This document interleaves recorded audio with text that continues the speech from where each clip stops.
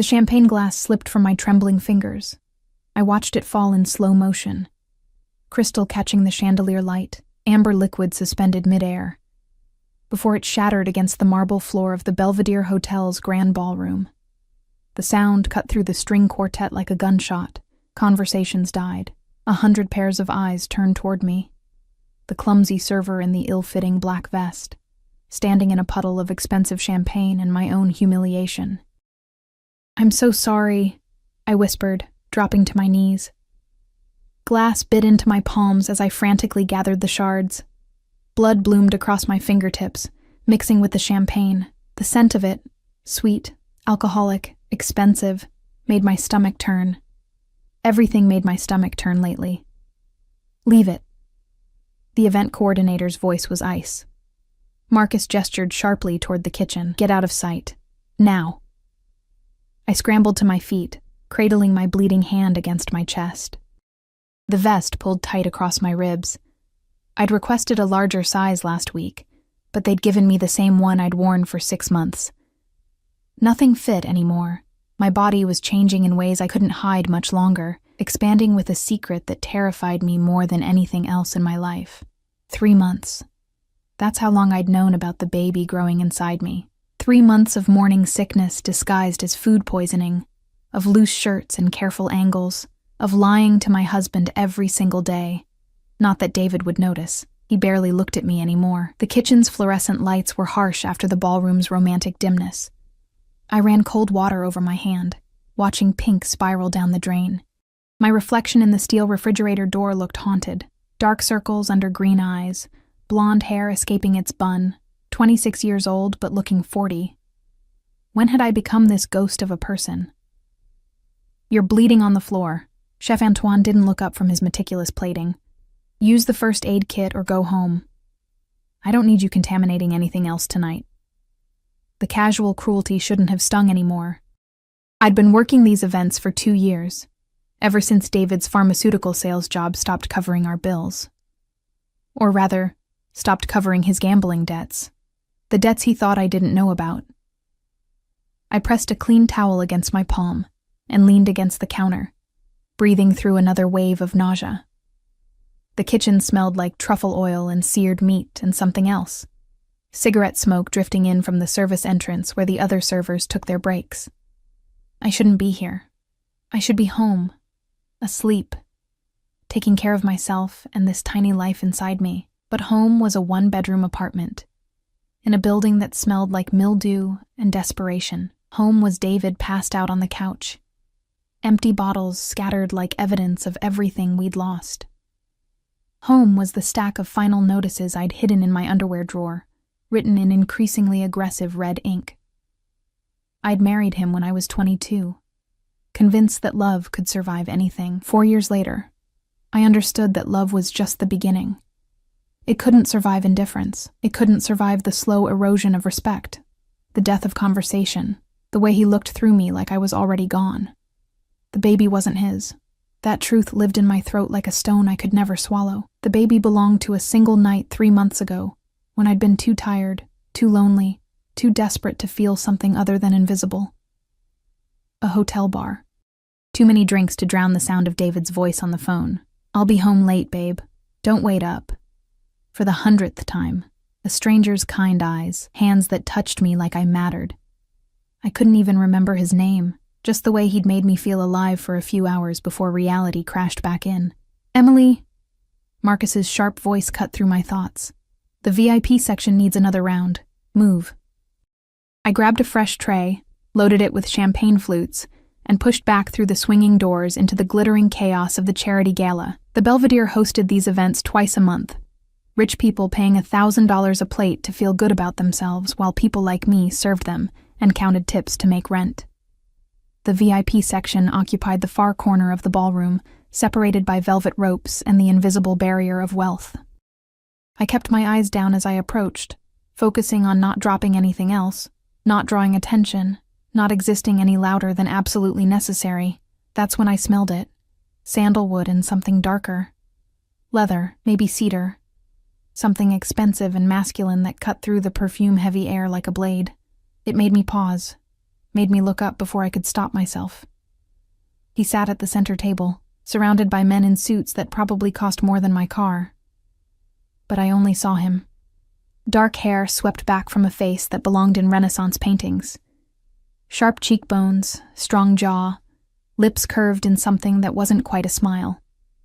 He couldn't have been more than 30, but he wore power like other men wore cologne, an invisible weight that made the space around him bend. His suit was charcoal gray, perfectly tailored to shoulders that suggested violence kept carefully leashed. But it was his eyes that stopped my heart. Gray. Storm cloud gray. And they were looking directly at me. I forgot how to breathe. The tray tilted in my hands, champagne sloshing dangerously close to the rim. His gaze traveled from my face down to my bleeding hand, still wrapped in the towel, then back up with an intensity that made my skin prickle with heat. One of the men at his table said something. The stranger's attention shifted, releasing me from whatever spell he'd cast. I exhaled shakily and moved forward, setting champagne glasses on their table with trembling fingers. Careful. His voice was low, textured like smoke. He reached out and steadied the tray before I could tip it. His hand brushed mine, just for a second, skin against skin. An electricity shot up my arm. I jerked back. "I'm sorry, sir, Your hand is bleeding." It wasn't a question. Up close, he was even more devastating. The overhead lights caught silver cufflinks at his wrists, a watch that probably cost 6 figures, a small scar cutting through his left eyebrow. He smelled like money and danger, and something wild I couldn't name. "It's fine," I managed, "just a small cut. From the glass you dropped. Again, not a question." He'd been watching. "Sit down." "I can't. I'm working." "Sit." The word was quiet but absolute. The men around him shifted, creating space. One of them, thick-necked, wearing an earpiece, pulled out a chair. My legs folded before my brain caught up. I sat, the tray balanced awkwardly on my lap, while this stranger unwrapped the towel from my hand. His fingers were warm, careful, examining the cuts across my palm with the focus of a surgeon. "Dante." He didn't look up. "First aid kit." The thick-necked man disappeared. The stranger's thumb pressed gently against my wrist, finding my pulse. Could he feel how it raced? Could he sense the panic threading through my veins? Not fear of him, but fear of this. Whatever this was, this attention I didn't deserve and couldn't handle. "You're pale," he observed. "When did you last eat?" "I'm fine." "That's the second time you've lied to me in as many minutes." His eyes lifted to mine, pinning me in place. "I don't like lies, Piccola." The Italian endearment rolled off his tongue like a caress. I should stand up. I should walk away. I should remember that men who commanded rooms like this, who made grown men jump at single words, who touched strangers with the casual assumption of obedience. Those men were dangerous, but I couldn't move. Dante returned with a black leather case. The stranger, I still didn't know his name, opened it with practiced efficiency. Medical supplies, expensive ones.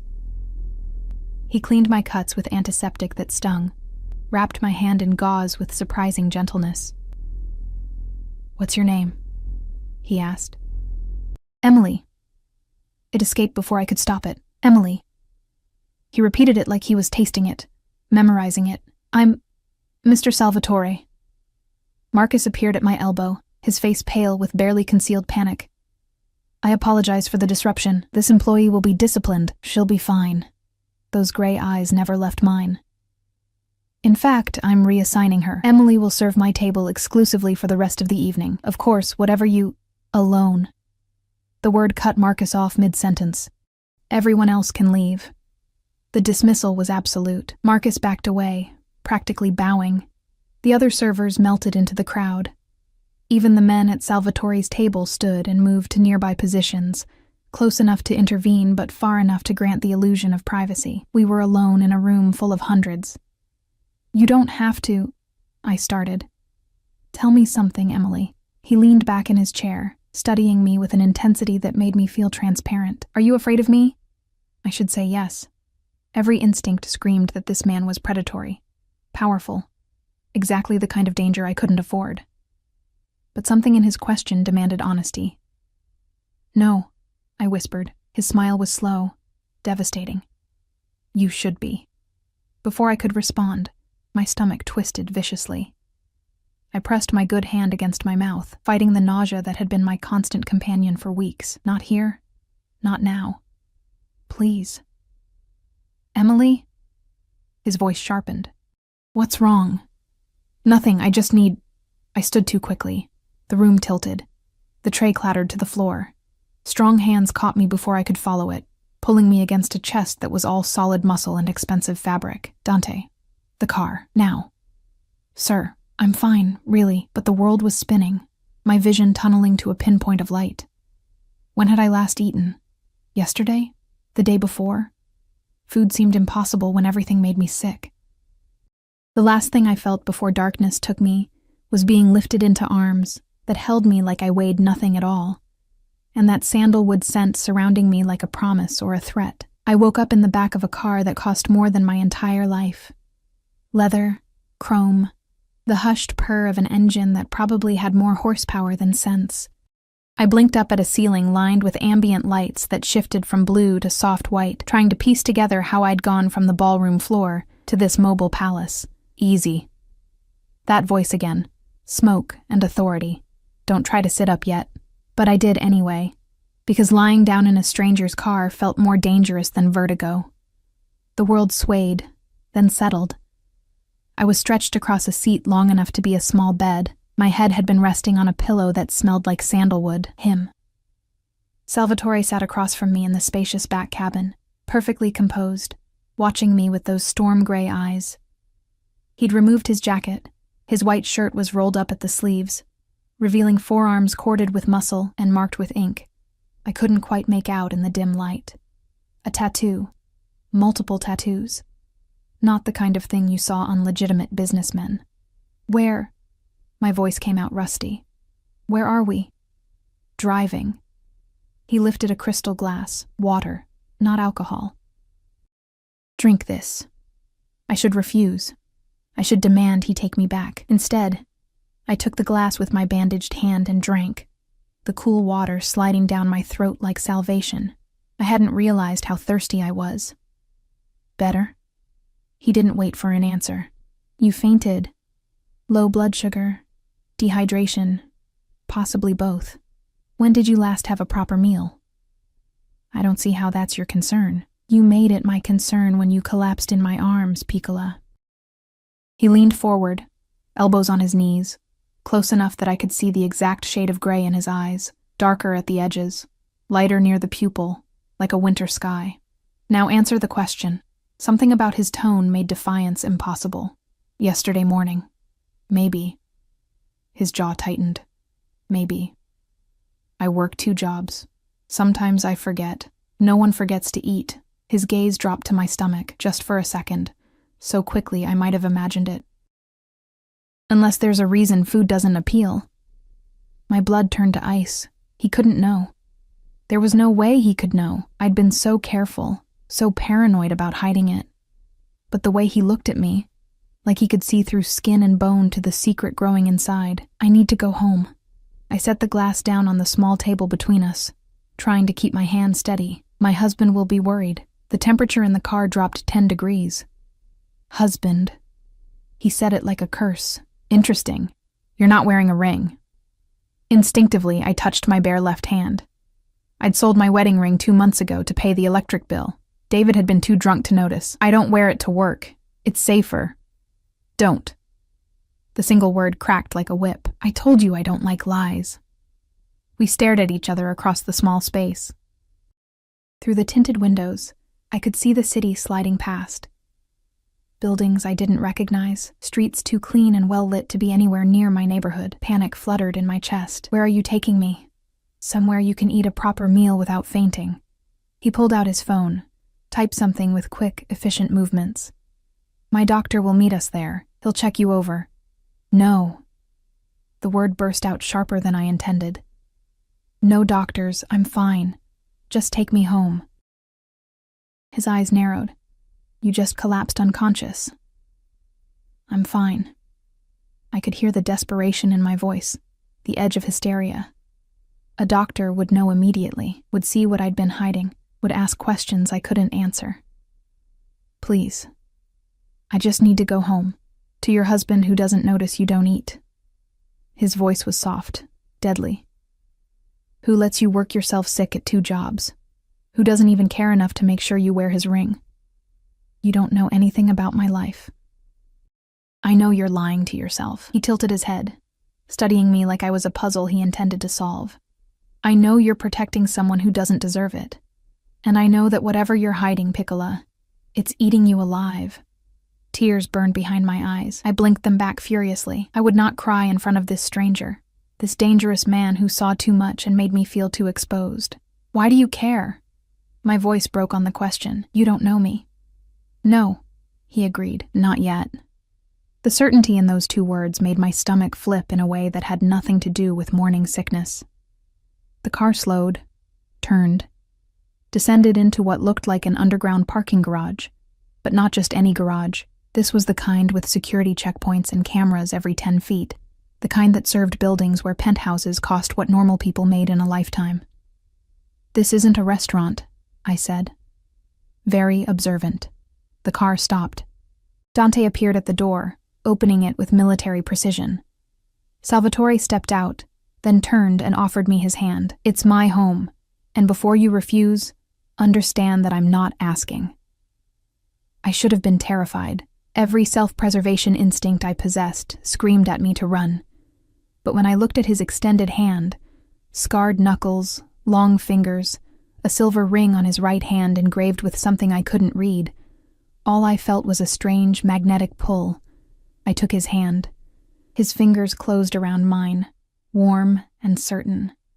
The elevator ride was silent. Dante stood behind us, a wall of muscle and menace. 2 other men had materialized from somewhere, both wearing suits, both with the same watchful intensity, both armed.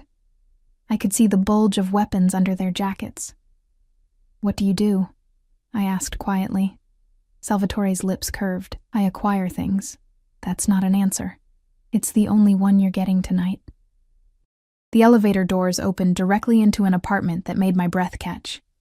Floor-to-ceiling windows overlooked the city, lights spreading out like fallen stars.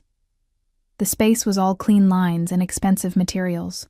Marble, dark wood, leather furniture that probably cost more than my car, art on the walls that looked real, not printed, a kitchen visible through an archway, all stainless steel and sharp edges. Sit. He guided me toward a leather couch that was butter soft under my thighs. Don't move. He disappeared into the kitchen. I heard the clink of dishes, the low murmur of voices. He was talking to someone, giving orders in rapid Italian. I caught maybe 1 word in 10. Cibo. Food. Veloce. Quickly. I should leave.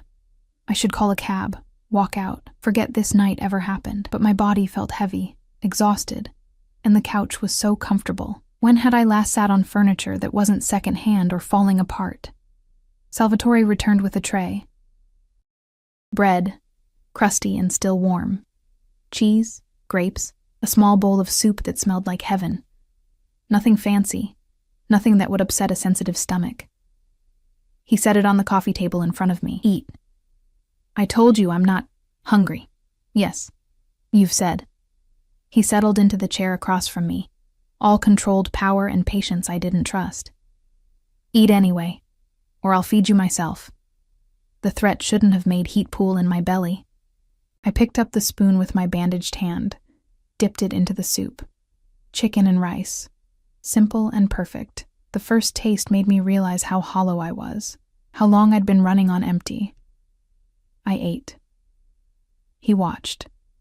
It should have been uncomfortable, this intimate surveillance, but instead, it felt almost protective, like he was making sure I took care of myself, because no one else would. Better? He asked, when I'd finished half the bowl. Yes. I set the spoon down. Don't thank me yet. He stood, moved to the windows, his silhouette dark against the city lights. Tell me about your husband, Emily. There's nothing to tell. Is he the reason you look like you haven't slept in weeks? He turned, and the light caught his face, making the sharp planes look carved from stone. Is he the reason you're working yourself to death? My marriage is none of your business. Perhaps. He moved closer, each step deliberate. But you are. Why? The question burst out before I could stop it. Why do you care about some random server who dropped a glass? Why go to all this trouble? He stopped in front of me, close enough that I had to tilt my head back to meet his eyes. You want honesty, Piccola? I don't know. I saw you across that ballroom looking like a ghost pretending to be alive, and something in me recognized something in you. His hand lifted, fingers brushing my cheek so gently I almost didn't feel it. Damage calls to damage. I should pull away. Instead, I leaned into his touch, starving for gentleness. I need to go home, I whispered. Why? So you can lie to a man who doesn't deserve you? So you can keep pretending everything is fine? His thumb traced my lower lip and I shivered. Stay tonight. Sleep in a real bed. Let someone take care of you for once. I can't. Can't or won't. My phone buzzed in my pocket, reality crashing back in. I pulled it out with shaking hands. 3 missed calls from David. My stomach dropped. Salvatore read my expression. His face went cold, hard, all the gentleness vanishing like it had never existed. Call him back. What? Call your husband. Tell him you're safe, that you're staying with a friend tonight. His voice was ice. And tomorrow, you're going to tell me the truth about why you're really afraid to go home. You can't just... I can. He straightened, putting distance between us. Dante will show you to the guest room. You'll find everything you need. In the morning, we'll talk. And if I refuse? His smile was sharp enough to draw blood. Then I'll have you followed home. I'll watch you walk into whatever situation you're so desperate to hide. And then I'll intervene anyway, Piccola, but with much less kindness. It wasn't a threat. It was a promise. I stood on shaking legs. You're insane. Probably. He turned back to the windows, dismissing me. But I'm also the only person who's noticed you're drowning. So make the call, Emily, and then get some rest. Because tomorrow, everything changes. I wanted to argue, to fight. But exhaustion was crashing over me in waves, and the thought of going back to that apartment, to David's indifference and my carefully constructed lies, made me want to scream. I dialed. David answered on the 4th ring, voice slurred. Em? Where the hell are you? I'm staying at Sarah's tonight. The lie came easily. Sarah was a co-worker he'd never met. One of her kids is sick. She needs help. Whatever. I could hear the television in the background, the crack of a beer can opening. Don't wake me when you get home tomorrow. He hung up before I could respond. I stared at the phone, feeling nothing. Not anger, not hurt. Just the hollow echo of a marriage that had died so slowly I'd barely noticed it was gone. When I looked up, Salvatore was watching me in the reflection of the window, his expression unreadable. Guest room is down the hall, he said quietly. Second door on the left. Lock it if you want. Though I promise, Piccola, you're safe here. From him? Or from everything else? I didn't ask. I just followed Dante down a hallway lined with closed doors and secrets, into a bedroom that was bigger than my entire apartment, and when I finally locked the door and collapsed onto a bed that felt like sleeping on clouds, I let myself cry for the first time in months. Tomorrow, he'd said. Everything changes. I was terrified he was right. I woke to sunlight streaming through floor-to-ceiling windows and the smell of coffee. For a moment, I didn't remember where I was. The sheets were too soft, the mattress too perfect, the silence too complete. Then it all crashed back. The gala, the fainting, Salvatore's storm-gray eyes and dangerous promises. I sat up slowly, testing my body. The nausea was still there, a low simmer in my stomach, but manageable. Someone had left clothes folded on a chair by the door, expensive-looking loungewear in soft gray, tags still attached. My work uniform was gone. The adjoining bathroom was all marble and chrome, with a shower that had more settings than my car. I stood under water hot enough to scald, letting it wash away the previous night's terror and confusion. When I finally emerged, wrapped in a towel that probably cost more than my rent, I found the pregnancy test sitting on the counter. My heart stopped. It was still in the box, unopened, placed carefully next to a handwritten note in sharp, masculine script. You don't have to tell me. But you should tell yourself. He knew. Somehow, impossibly, he knew. I sank onto the closed toilet lid, staring at that little box like it was a bomb. 3 months I'd been hiding this. 3 months of denial and terror and desperate planning. How had a stranger seen through me in one night? My hands shook as I opened the box. I'd taken one of these before, alone in a gas station bathroom at 2 a.m, watching those 2 lines appear and feeling my entire world crack apart.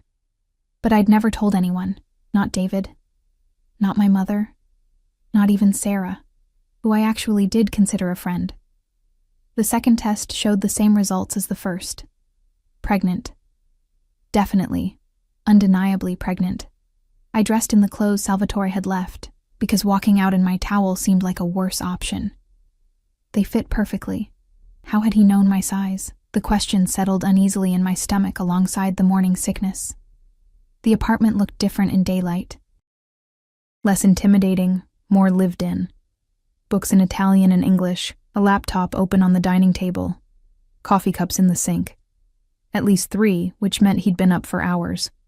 I found him on the terrace. He stood at the railing, phone pressed to his ear, speaking rapid Italian that sounded like violence wrapped in silk. The morning sun caught the dark strands of his hair, the sharp line of his jaw. He'd changed into dark jeans and a black Henley that clung to shoulders I now knew were solid muscle. He glanced over as I approached, held up one finger, wait, and finished his conversation with what sounded like a threat. Then he hung up and turned to face me fully. "You're awake," he said. Not a question. Nothing with this man was a question. You knew. I held up the pregnancy test box. How? You're pale, exhausted, you reek of fear, and you wouldn't let me call a doctor. His eyes traveled over me, clinical and thorough. Plus, you keep touching your stomach when you think no one's looking. It wasn't difficult. Heat flooded my face. You had no right to what? Notice? Care? He moved closer, and I fought the urge to retreat. Tell me something, Emily. Does your husband know? No. Why not? Because it's not his. Because I betrayed him even though our marriage was already dead. Because I'm a coward who can't face the consequences of one desperate night. It's complicated, I said instead. Complicated. He laughed, sharp and humorless. That's one word for it. He turned back to the railing, gripping it hard enough that his knuckles went white. Is the baby his? The question hung between us like a blade. Why does it matter to you? My voice came out smaller than I intended. I'm nobody. You don't owe me anything. Answer the question. No. The admission ripped out of me. It's not his. He doesn't know. And I need to leave before what? He spun to face me, and the intensity in his eyes stole my breath. Before you go back to working yourself sick? Before you collapse again? Before you make yourself choose between eating and paying rent? That's my life, I shouted, something breaking open inside me. That's my reality, and you can't just swoop in with your money and your power and fix it because you feel sorry for me. Sorry. His laugh was dangerous. You think I feel sorry for you? Then what is this? I gestured wildly at the apartment. At him, at everything. Why am I here? What do you want from me? He crossed the distance between us in 2 strides, backing me against the terrace railing. Not touching, but close enough that I could feel the heat radiating off him. Smell that sandalwood scent that made my head spin. I want, he said softly, to know who put that terror in your eyes. I want to know who made you believe you're worthless. And I want to know what kind of man lets his wife waste away while he stopped himself, jaw clenching. But more than that, Piccola, I want to know why you're protecting him. I'm not. You called him last night, lied about where you were, listened to him hang up on you like you didn't matter. His hand lifted, fingers threading through my damp hair. Tell me I'm wrong. I couldn't. The truth was written all over my face.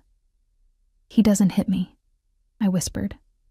It's not like that. There are many ways to hurt someone, Emily. Fists are just the most obvious. His thumb traced my cheekbone. Does he know you're drowning? He has his own problems. That's not an answer. What do you want me to say? Tears blurred my vision. That my marriage is over? That I made a mistake and now I'm pregnant with another man's baby? That I'm so tired I can barely think straight? That I work 2 jobs and can't afford groceries? That I'm terrified every single day? Yes. His forehead pressed against mine. Say all of it. Stop pretending you're fine. I can't afford to not be fine. The words broke on a sob. I have to keep going. I have to figure this out. I have to... You don't have to do anything alone anymore. You don't even know me. Then let me. His hands cupped my face, thumbs wiping away tears I didn't remember shedding. Let me help you. Why? The question was barely a whisper. His eyes searched mine, and for just a moment, I saw something raw and aching beneath all that controlled power, because someone should have helped me once, and no one did. Because I know what it's like to feel trapped, and because when I look at you, Piccola, I see someone worth saving. I should have pulled away, should have told him this was insane, that I couldn't accept help from a stranger, that whatever this was would only make everything more complicated. Instead, I leaned into his touch and let myself believe, just for a moment, that maybe I didn't have to do this alone. My phone shattered the moment. David's name flashed across the screen. Salvatore's expression went cold. Don't answer it. I have to. If you don't, what? He'll worry? He'll come looking for you? His voice was acid. Or will he just open another beer and forget you exist? The accuracy hurt more than it should have. I answered anyway. Where are you? David's voice was sharp, suspicious. Sarah said you never came over. My blood turned to ice. What? I called her. Wanted to know when you'd be back. I could hear the accusation underneath. She had no idea what I was talking about. So I'll ask again. Where the fuck are you, Emily? Salvatore watched me, perfectly still, but I could feel the danger rolling off him in waves. I met another friend. I didn't want to bother Sarah. Stop lying. Are you with someone? David's voice rose. Is that what this is? No. David, I just needed... Get home. Now. We need to talk. The line went dead. I stared at the phone, dread settling like concrete in my stomach. Salvatore took it gently from my shaking hands. You're not going back there, he said. I have to. No, you don't. He pulled out his own phone. Dante will pack your things. You'll stay here until... Until what? Panic made my voice sharp. You can't just keep me here. I have a life. Responsibilities. You have a husband who tracks your lies and demands you come home like your property. His eyes were iron. That's not a life, Emily. That's a prison. You don't understand. Then explain it to me. He stepped closer, intensity burning in every line of his body. Explain why you're so desperate to go back to a man who doesn't care if you eat, if you sleep, if you live or die. Because I have nowhere else to go. The scream tore out of me. Because I'm pregnant and broke and terrified. And at least there I have a roof over my head. At least there I know what to expect. And what do you expect, Piccola? His voice dropped to something deadly soft. That he'll forgive you for the baby? That he'll suddenly become the man you need? Or are you just waiting for him to destroy what's left of you? Stop. I pressed my hands over my ears like a child. Just stop. He pulled my hands down gently, but his grip was unbreakable. I'm going to tell you something, and you're going to listen. Your husband called your friend to check your alibi. That means he suspects, and when men like that suspect, they don't ask questions. They look for proof. How long before he finds it? Finds what? The pregnancy test you bought 3 months ago. The prenatal vitamins hidden in your dresser. The hospital bills from the clinic. His eyes bored into mine. I had someone look into your life last night, Emily. It took them 4 hours to find everything you've been hiding. The world tilted. You had no right.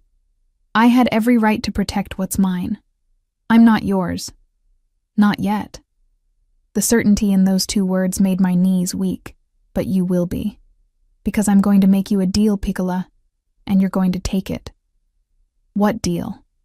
He released my hands, straightened to his full height. In the morning light, he looked like something carved from marble, beautiful and brutal and absolutely certain. You divorce your husband, you let me provide for you and the baby. And in return, his smile was sharp, you tell me the truth about everything. No more lies, No more hiding. You let me take care of you. That's insane. Probably. He shrugged. But it's also the only option that doesn't end with you broken. So what's it going to be, Emily? Prison or freedom? I thought about David's voice on the phone. The way he'd checked my story, the look he'd have when I walked through the door. Suspicious, angry, looking for ammunition.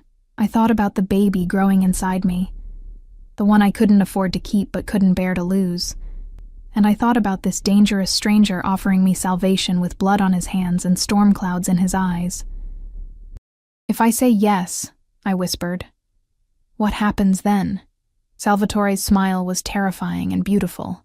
Then I make your problem disappear, Piccola. Permanently. What do you mean, permanently? Salvatore's expression didn't change, but something flickered in his eyes. Amusement, maybe. Or approval that I'd asked. I mean, your husband signs the divorce papers without contest. You get what you need from the settlement. And he never bothers you again. How? My voice was barely above a whisper. How could you possibly guarantee that? Because men like David respond to one thing. Fear. He said it so casually, like he was discussing the weather, and I'm very good at making people afraid. I should have been horrified, should have run. But part of me, the exhausted, desperate part that had been drowning for so long, wanted to let him, wanted to hand over all my problems to this beautiful, dangerous man, and let him solve them with whatever brutal efficiency he deemed necessary. I can't ask you to do that, I said. You're not asking. I'm offering. He moved to the terrace table, poured coffee from a carafe I hadn't noticed. Sit, eat. You haven't had breakfast. There were pastries arranged on a plate. Cornetti, sfogliatelle, things I couldn't name but that smelled like heaven. My stomach growled traitorously. You're trying to distract me with food, I accused. Is it working? His smile was quick, genuine. It transformed his face, made him look younger, almost boyish. Then it was gone, replaced by that controlled mask. Sit, Emily. I sat. Because my legs were shaking and my head was spinning, and nothing about this situation made sense. I picked up a cornetto, tore off a piece. The flaky pastry dissolved on my tongue, buttery and sweet. Good? He asked. Amazing. I took another bite, then another. When had I last tasted something this perfect? Where did these come from? I have a baker who delivers every morning. He watched me eat with that same intensity from last night, like my hunger satisfied something in him. She's from Napoli, makes everything from scratch. Of course you do. I laughed, slightly hysterical. You have a personal baker, why wouldn't you? You're angry. I'm confused. I set the pastry down. Yesterday I was serving champagne at a gala. Today I'm on a terrace in a penthouse, eating Italian pastries while a man I don't know offers to... I stopped, unable to finish. Offers to what, Piccola? He leaned forward. Say it. To destroy my life, to take control of everything, to make decisions for me like I'm incapable of making them myself. Is that what you think I'm doing? Isn't it?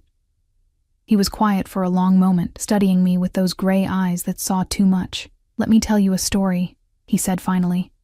When I was 16, my father made a deal with the wrong people. He owed money he couldn't pay, so they took payment another way. His jaw tightened. They took my mother, beat her until she couldn't stand, left her broken in our kitchen as a message. My breath caught. Salvatore. I begged for help. Went to everyone I knew. Family, friends, the police. No one would touch it. They were too afraid. His hands curled into fists on the table. So I handled it myself, found the men responsible, made them pay. Made everyone involved pay. How old were you? 16. He met my eyes. Old enough to understand that sometimes salvation requires violence, that sometimes the only way to protect what you love is to become the monster everyone fears. I understood then. The tattoos, the armed guards, the way people jumped when he spoke. What are you, Salvatore? Someone who keeps his promises. He reached across the table, covered my hand with his. I'm not asking you to love me, Emily. I'm not even asking you to trust me. I'm asking you to let me fix what's broken so you can breathe again. And what do you get out of this? His thumb traced circles on my wrist. The satisfaction of knowing you're safe, fed, cared for. His eyes dropped to my stomach, that your baby has everything it needs. You can't possibly want to raise another man's child. Why not? His voice was soft, dangerous. Better me than a father who doesn't know it exists. The truth of that hit like a physical blow. He was right. David would never accept this baby, would never forgive the betrayal, and even if he did, what kind of life would that be? Walking on eggshells, watching my child grow up in a home filled with resentment and lies. I need time, I said. To think. To process. No. The word was absolute. Time is a luxury you don't have. David already suspects. How long before he demands proof? Before he checks your phone, your bag, your body? His grip tightened. How long before he hurts you, Emily? He wouldn't, are you certain? Salvatore's eyes were ice. Certain enough to bet your life? Your baby's life? I pulled my hand away, stood on shaking legs. I need air. You're on a terrace 20 stories up. There's nothing but air. Then I need space. The words came out sharp, desperate. I need to think without you looking at me like what? Like you own me already. Silence fell like a guillotine. Salvatore stood slowly, moved around the table until he was close enough to touch but didn't. I don't own you, Piccola, but I will protect you, whether you want me to or not. That's not your choice to make. Then make it yours. He pulled out his phone, pulled up a video, handed it to me. But first, watch this. The video was security footage, black and white, time-stamped from 3 hours ago. It showed David leaving our apartment building, getting into a car I didn't recognize. The camera followed him to a house in the suburbs. Nice neighborhood, manicured lawns. The kind of place we'd always talked about living but could never afford. He knocked. A woman answered. Blonde, beautiful, wearing a robe that barely covered her.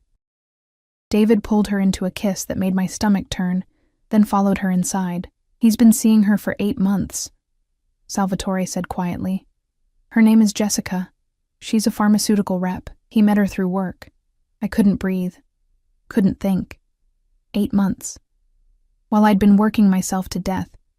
While I'd been drowning in bills and lies and guilt. He'd been with her. There's more. Salvatore's voice was gentle now, almost kind. The gambling debts you know about, they're worse than you think. He owes over $200,000 to some very dangerous people. People who don't accept late payments. The phone slipped from my numb fingers. Salvatore caught it smoothly. How long have you known? I asked. Since last night. I told you. I had someone look into your life. He pocketed his phone. I needed to understand what I was dealing with. You investigated me. I investigated everyone connected to you. Your husband. Your employers. Your finances. His eyes softened. Your medical records. That's illegal.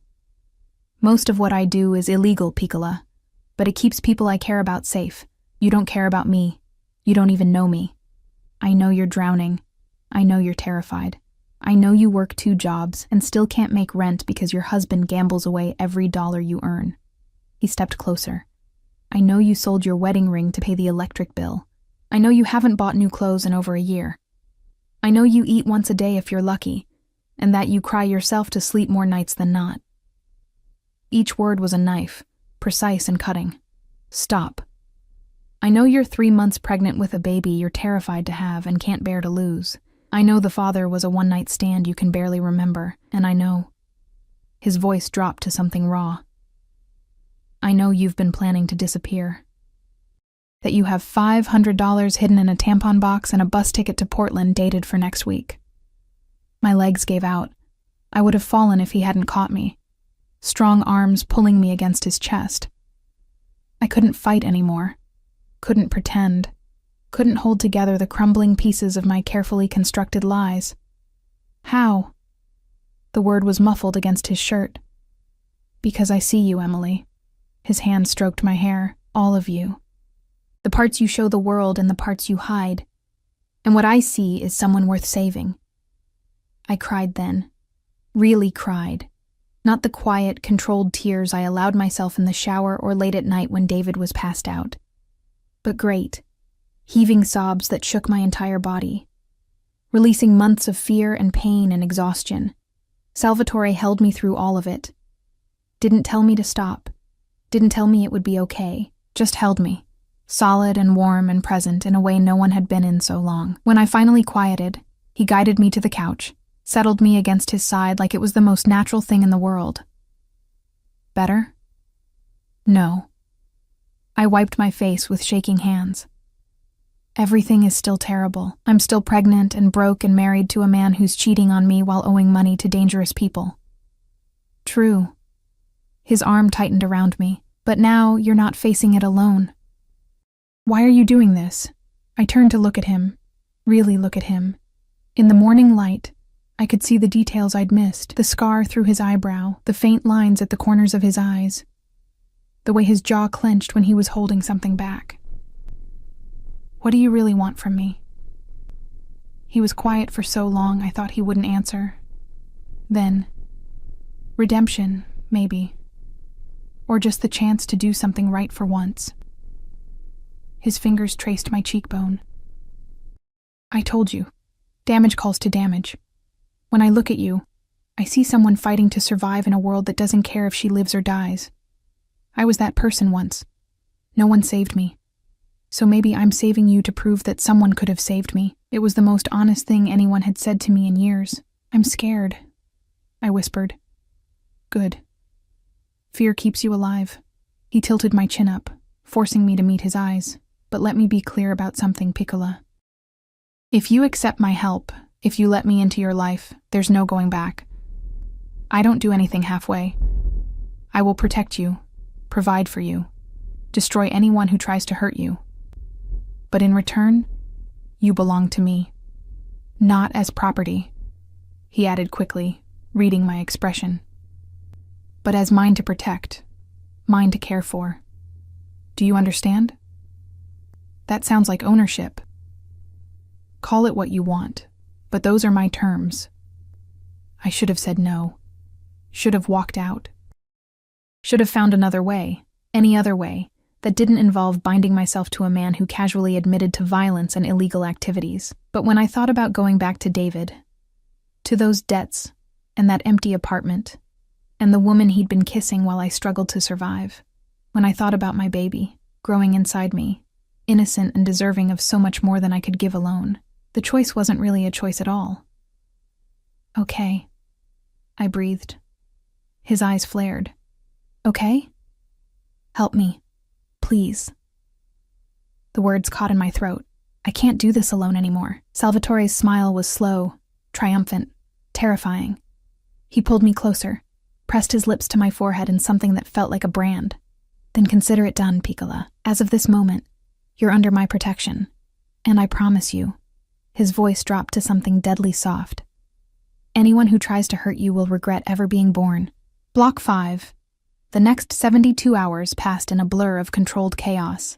Salvatore, whose full name I learned was Luca Salvatore, moved with the precision of a general orchestrating a war. Which, I supposed, he was. Day 1. Dante arrived at my apartment while David was at work. I'd given him my key with shaking hands, terrified of what he might find, what David might have discovered. But Dante returned 3 hours later with everything I owned packed into boxes that were already being moved into a furnished apartment across town.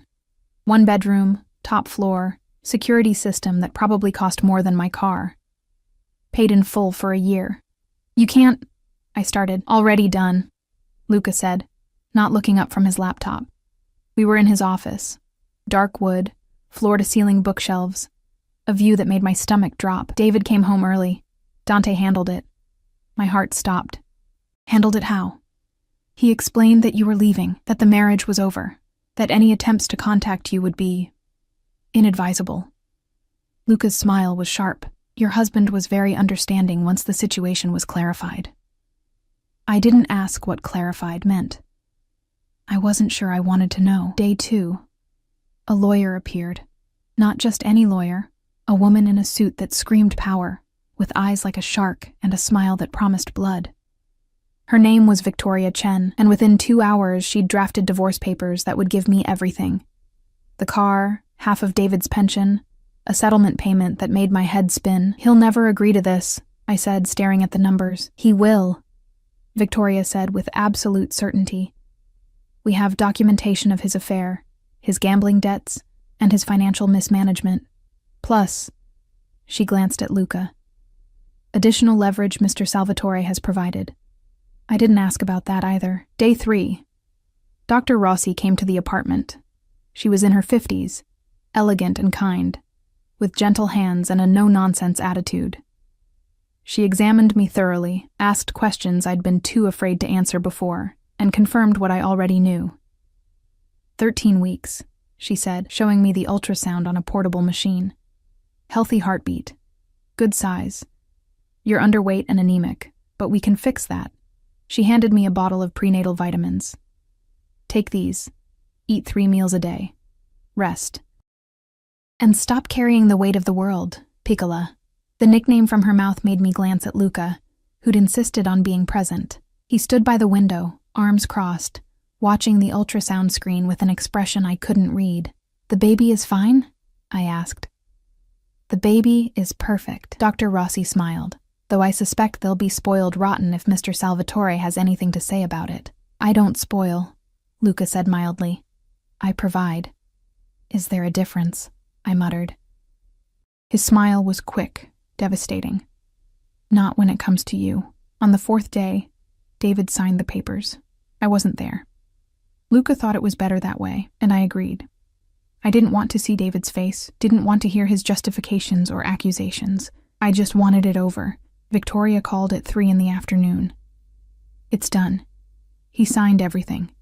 Didn't even try to negotiate. Did he say anything?" A pause. "He said to tell you he's sorry, and that Jessica is pregnant too." The phone nearly slipped from my hand. "What?" 4 months along. They're getting married next week." Victoria's voice was carefully neutral. "I'm sorry, Emily. I know it's fine." And surprisingly, it was. The betrayal felt distant now, like something that had happened to someone else. "Thank you, Victoria, for everything." After I hung up, I sat in my new apartment, our new apartment, mine and the baby's, and tried to feel something: anger, hurt, relief. But there was only numbness, like I'd used up all my emotions and had none left. Luca found me there an hour later. He'd started doing that, appearing when I needed him most, like he had some 6th sense for my breaking points. "Dante said you've been sitting in the dark for an hour," he said, flipping on lights. "I'm fine. You say that a lot." He settled onto the couch beside me, close enough to touch but not touching. "It's never true. David's moving on. Getting married. Having a baby with someone else." I stared at my hands. "I should feel something about that. Should you?" His voice was quiet. "Or are you just telling yourself you should because that's what you think you're supposed to feel?" I turned to look at him. In the soft lamplight, he looked less dangerous, more human. "How do you always know what I'm thinking?" "Because I pay attention." His hand found mine, fingers lacing through. "And because you're not as difficult to read as you think." "What am I thinking now? That you're free, but you don't know what to do with freedom. That you're terrified of being alone, but more terrified of letting someone in. That you want to trust me, but you're afraid I'll turn out to be just another man who hurts you." His thumb stroked my wrist. "Am I close?" Uncomfortably. He smiled. "I have a confession. Just one? For tonight." He shifted, turning to face me fully. "I lied when I said I didn't know why I helped you. I knew exactly why the moment I saw you in that ballroom." My heart stuttered. "Why?" "Because you looked the way I felt for years. Like you were drowning in plain sight while everyone pretended not to notice. Like you were screaming and no one could hear." His eyes held mine. "I saw you, Emily, and I couldn't walk away from that." "Luca." "Let me finish." His hands cupped my face, gentle despite their roughness. "I know this is fast. I know you're still processing everything. I know you probably think I'm insane or controlling or both, but I need you to understand something. This isn't temporary for me. You're not a project I'll lose interest in. When I commit to something, Piccola, I commit completely. You barely know me. I know enough. I know you're strong enough to survive in a marriage that was killing you. I know you're brave enough to protect a baby you're terrified to have. I know you're kind even when life has given you every reason not to be. His forehead pressed against mine, and I know that I want to spend every day learning the rest. That sounds like... I couldn't say it. Like what? Like I'm falling for you? His smile was soft, dangerous. Maybe I am. Would that be so terrible? Yes. The word came out choked, because I can't give you what you deserve. I'm a mess, Luca. I'm pregnant with another man's baby. I'm barely divorced. I have no job, no money, no... You have me. He cut me off with a kiss that stole my breath and my protests. It was gentle at first, almost questioning, like he was giving me room to pull away. When I didn't, when I leaned into him instead, it deepened into something that made my toes curl. He tasted like coffee and promises. His hands threaded through my hair, tilting my head to change the angle. And I forgot how to think. Forgot every reason this was a terrible idea. Forgot everything except the way his lips moved against mine, the way his body felt pressed against me. Solid and warm and safe. When he finally pulled back, we were both breathing hard. Still think this is a bad idea? He murmured against my lips. Terrible idea. But I was already pulling him back. The next weeks blurred into something that felt almost like happiness. Luca was attentive. That was the word. He showed up at the apartment every morning with breakfast from the Italian bakery. He insisted on taking me to every doctor's appointment, asking questions I wouldn't have thought to ask. He had groceries delivered weekly, always stocked with things I'd mentioned craving in passing. He was also intensely, almost frighteningly protective. When I mentioned wanting to look for a new job, he suggested I wait until after the baby was born. You need to rest. Focus on being healthy. When I ran into an old co-worker at the grocery store and stopped to chat, Dante appeared out of nowhere, hovering close enough to make the conversation awkward. When I casually mentioned my mother calling, a rare occurrence, we'd been estranged for years, Luca had his people run a background check within hours. You can't investigate everyone I talk to, I said, exasperated. I can. I will. He looked up from his laptop, completely unapologetic. Anyone who gets close to you gets vetted. That's not negotiable. That's insane. That's protection. He stood, moved to where I sat on the couch. I told you, I don't do anything halfway. That includes keeping you safe. Safe from what? My mother is difficult, but she's not dangerous. Your mother has a boyfriend with connections to the Bratva. His voice was ice. She called you 3 times in the last week after not speaking to you for 2 years. That's not reconciliation, Piccola. That's reconnaissance. The words hit like a slap. You think she's... what? Using me? I think she heard through whatever channels people like her use that you're connected to me now. And I think she's testing the waters to see what she can get out of it. His hands gripped my shoulders. I'm not trying to control you, Emily. I'm trying to protect you from people who will use you to get to me. People like her. People like her, he confirmed. Your ex-husband. Anyone who sees you as a weakness. I'm not your weakness. You're my everything. He said it so simply, like it was obvious, which makes you the biggest target in my world. The truth of that settled over me like a weight. I'd been so focused on my own problems, my own fears, that I hadn't considered what it meant to be connected to someone like Luca, the danger, the scrutiny, the way every relationship became transactional. I don't want to live in fear, I whispered. You won't. Because I'll eliminate every threat before it reaches you. His eyes were storm dark, determined. That's my job, Piccola. You just have to let me do it. At 20 weeks, we found out the baby was a girl. Dr. Rossi showed us the ultrasound, pointing out tiny fingers and toes, a perfect heart beating strong and steady. She's thriving. Growing exactly as she should. I stared at the screen, overwhelmed.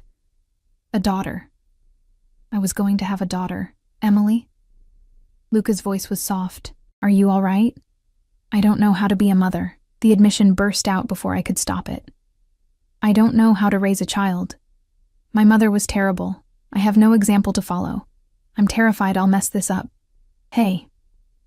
He turned me to face him, hands gentle on my face. You're going to be an incredible mother. You already are. You've been protecting her since the moment you knew she existed. That's different. That's just survival. Motherhood is survival, Dr. Rossi interjected kindly. It's putting someone else's needs before your own every single day. You've already been doing that. But what if I'm not enough? Then I'll be enough for both of us. Luca's thumb wiped away tears I hadn't realized were falling. You're not doing this alone, remember? We're a team now. We're not... I stopped, unsure what we were. Dating felt too casual. Partners felt too businesslike. We existed in some undefined space between protection and possession, between gratitude and something that felt dangerously close to love. We're family, Luca finished firmly. You, me, and her. That's what we are. That night, he took me to dinner at a restaurant I couldn't pronounce. Private room, table set for two, windows overlooking the city. It was romantic and terrifying and perfect. What are we celebrating? I asked. You, her, us. He poured wine for himself, sparkling water for me. The fact that you're healthy and safe and here. You do realize this is incredibly possessive, right? The protection, the gifts, the way you look at me like you're mine? His smile was sharp. I am possessive, Piccola. I don't share. I don't compromise. And I don't let go of what belongs to me. I don't belong to you. Don't you? He leaned forward, eyes intent. Who pays your rent? Who makes sure you eat? Who holds you when you cry and promises that everything will be okay? That doesn't mean... Who do you call when you're scared? Who do you trust to protect your daughter? His voice dropped. Who do you dream about at night when you touch yourself and think I don't know? Heat flooded my face. I don't. The walls are thin, Piccola, and I've spent more than one night listening to you moan my name. He stood, moved around the table until he was close enough to touch. So yes, you belong to me, the same way I belong to you. Luca. He kissed me. Hard, possessive, claiming. And I let him, because he was right. Somewhere between the divorce papers and the ultrasounds, between the breakfast deliveries and the protective hovering, I'd stopped being just another person he was helping. I'd become his. When he pulled back, his eyes were molten. Marry me. I blinked. What? Marry me. He pulled a box from his pocket. Velvet, small, expensive. I know it's fast. I know you just got divorced, but I don't want to wait anymore, Emily. I want you to be mine in every way that matters. Inside the box was a ring that took my breath away. Diamond and sapphire, delicate and perfect. You're insane, I whispered. Probably. He took the ring out, held it up. But I'm also completely certain. I want to wake up next to you every morning. I want to raise your daughter as mine. I want to build a life with you that has nothing to do with survival and everything to do with joy. His eyes held mine. Say yes. I should have said no. Should have pointed out all the reasons this was crazy. The speed, the circumstances, the fact that we'd known each other for less than 3 months. But when I looked at him, I didn't see danger or possession. I saw the man who'd saved me when I was drowning, who'd protected me when I had nothing, who'd chosen me and my unborn daughter when he could have chosen anyone. I saw my future, complicated and intense and probably chaotic, but mine. Yes, I breathed. His smile was blinding. He slipped the ring on my finger, perfect fit, of course, and pulled me into a kiss that promised forever. 3 months later, we married in a small ceremony. Dr. Rossi and Victoria were there. Dante stood as Luca's best man, looking uncomfortable in a tux. I wore a simple dress that accommodated my growing belly, and when Luca looked at me walking down the aisle, I saw everything I needed in his eyes. Love, protection, possession, devotion, everything. Our daughter was born on a cold December night. 8 hours of labor that Luca refused to leave for even a moment, holding my hand and whispering encouragement in Italian. When the doctor finally placed her in my arms, tiny and perfect and ours, I understood what people meant when they said your heart could exist outside your body. "She's beautiful," I whispered. "Like her mother." Luca kissed my forehead, then the baby's. What should we call her? We'd discussed names for weeks, never settling on one, but looking at her now, dark hair like her father might have had, or maybe like Luca's, gray-green eyes that looked wise beyond their minutes. I knew. "Sophia," I said. "It means wisdom." Sophia Salvatore. Luca tested the name, smiled. Perfect. That night, watching him hold our daughter with the same fierce protectiveness he'd shown me from the beginning, I understood that I'd been wrong about so many things. Love didn't have to be gentle to be real. Protection didn't have to feel like freedom to be necessary. And sometimes, salvation came wrapped in danger and darkness and a man who loved too intensely to be safe. But it was still salvation, still love, still everything I never knew I needed. "What are you thinking?" Luca asked softly, careful not to wake Sophia sleeping against his chest. That I'm happy. And I was. Terrifyingly, completely, undeniably happy. That I love you. That I can't believe this is my life. Get used to it, Piccola. His eyes found mine over Sophia's dark head. Because I'm never letting you go, not in this lifetime or any other. Promise? Promise. And I believed him, because Luca Salvatore was many things, dangerous, possessive, intense, controlling, but he was also a man who kept his word. He'd promised to save me, and he had. He'd promised to protect me, and he did. He'd promised forever, and I knew, with absolute certainty, that forever was exactly what we'd have. The life I'd thought was ending had actually just begun, and it was better than anything I... Urethra.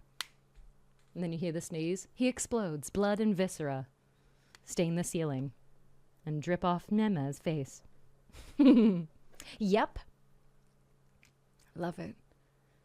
Audio describe your whole stream. Turn it into work. It'll be fun. Whimsy is the way. We're all about fucking whimsy. It's all whimsy all day in here, baby.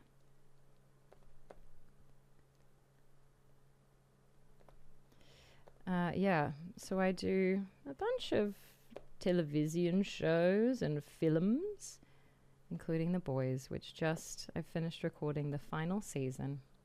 Sad. And I think it's starting to come out. But I've done since season 3, I think.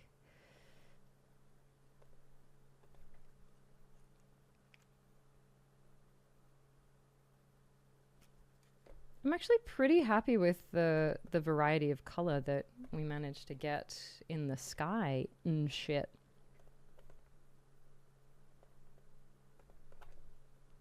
Pretty good.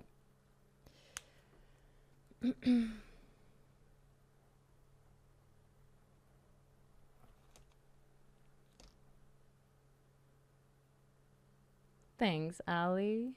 Yeah, dear. It's like you're learning and improving. God damn it. Yeah, I know you copied and pasted that. Next time I have a group of people I need to impress, I'll throw an audio description of The Boys and be like, hear that voice? Pff, yeah, I know him. No big deal. I've talked to him virtually, so we're basically besties. That's, again, no big deal. It's chill.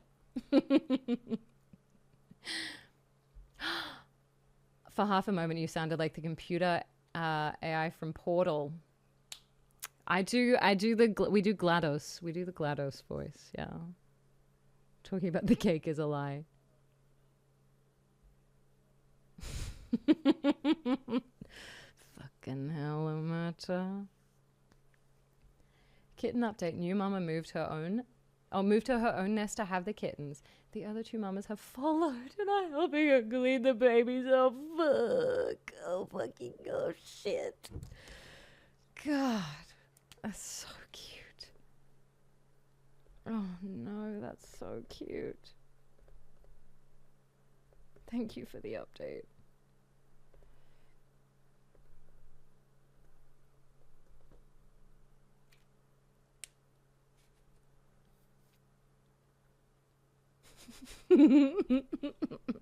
Oh, you're joking? Oh. Huh. Whoa.